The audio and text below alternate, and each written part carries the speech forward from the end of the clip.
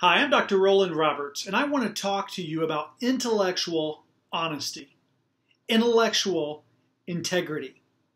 You know what I find in working with so many people each and every day is that most people are not honest with themselves. And this is not confusing. It's not a surprise because the scriptures tell us that a double-minded man is unstable in all his ways. So we wonder why there's so much drama. We wonder why there's so much confusion. We wonder why things are the way they are, and it's really not a mystery. There's somebody somewhere is double-minded, and it's causing them to be unstable. They have a foot in both camps. They're trying to do two things that are opposing. They're trying to do right and do wrong at the same time. They're trying to move forward but stay where they are. They're trying to make more money, but they're not willing to change. Or they're trying to start a business or grow a business, but they're not willing to do this. And so what happens is, like Yogi Berra said, people get to a fork in the road and they take it. Well, when you take it that way, you're starting right here, but then the longer it goes, you're doing this number. And at some point, the splits just hurt.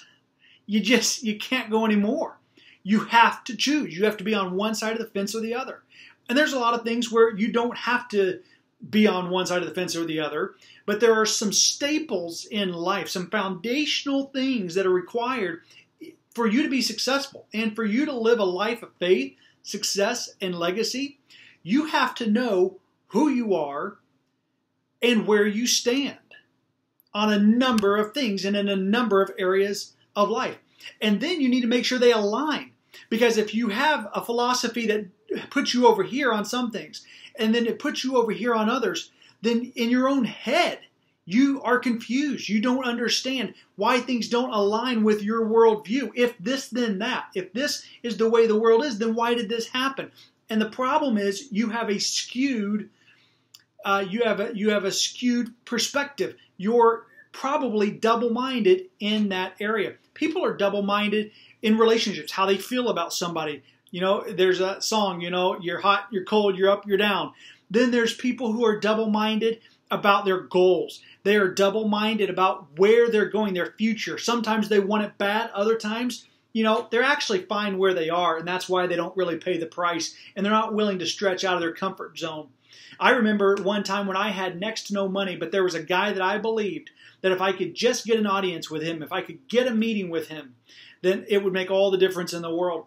And I remember I got a meeting with him, but I was going to have to buy an airline ticket to go see him. I was going to have to stay in a hotel, rent a car, the whole 9 yards, or get in a car and drive for days to be able to spend, a 15, 30-minute, 60-minute, however long he was going to give me, meeting with the one man that I thought could make a difference in my life. The question is, who have you done that with?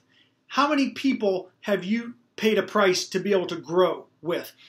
I think about how many people, if they had to drive an hour, to meet with me, maybe they wouldn't do it. Or maybe if they had to get on a plane to come visit with me, they wouldn't do it. Or they'd say, well, 30 minutes isn't enough. I need 3 hours or half a day or lunch or dinner or what have you.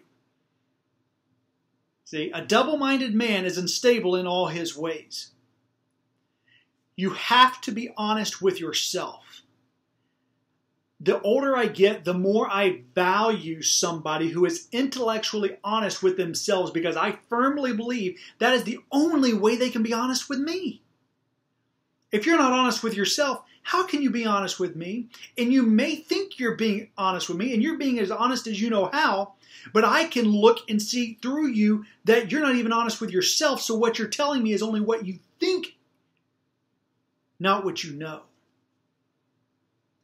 And I want a world full of intellectually honest people with themselves first and then with each other. So my job is, and my goal is to help you get really honest. And let me tell you why people don't want to be intellectually honest. Because most of the time, and in many cases, it's ugly. It's not pretty. When you're honest about where you are and how close you are financially to losing everything, or how many paychecks away you are from bankruptcy, or how much debt you're in, or how you're not ready for, how not ready you are for retirement, or how your relationships actually are, or where your goals are and what you're really doing to accomplish them versus just what you say you're working on. See, because when you get really real and you get very honest with yourself, a lot of times you don't like what you see in the mirror. People do that physically all the time. If you got really serious about your health, it's so funny to me, people who aren't fit, who say, oh, I'm carrying a few extra pounds, and it's the number's more like 40 or 50 extra pounds. That's not a few. That's a lot. That's a problem. It needs to be addressed. But you will never address it. And the reason you don't address it is because you don't see it as that kind of a problem, because you're not being intellectually honest with yourself. You're not soft in the middle. You're not carrying a few extra. You have an issue that needs to be addressed. That is an intellectual integrity, a matter of integrity. You need to be able to recognize those things and then own them.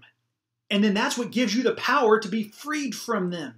See, intellectual honesty, it hurts up front, but then it's freeing. I mean, it absolutely will set you free, because then you're able to own it. You know what?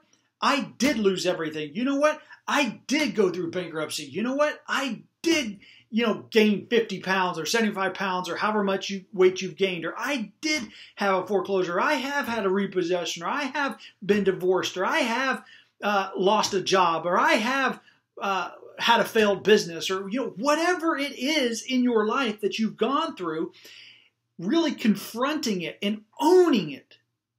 Not in a negative, embarrassed sort of way, but in an intellectual, honest sort of way. And here's how you know the difference. Because what do you do next? Because if you actually own it in an intellectually honest way, you don't just intellectually own it and that's the end of the story. You move forward. You do something about it. Because you have been confronted with truth. Not your truth. But with the truth. So my challenge to you is to get really real with yourself.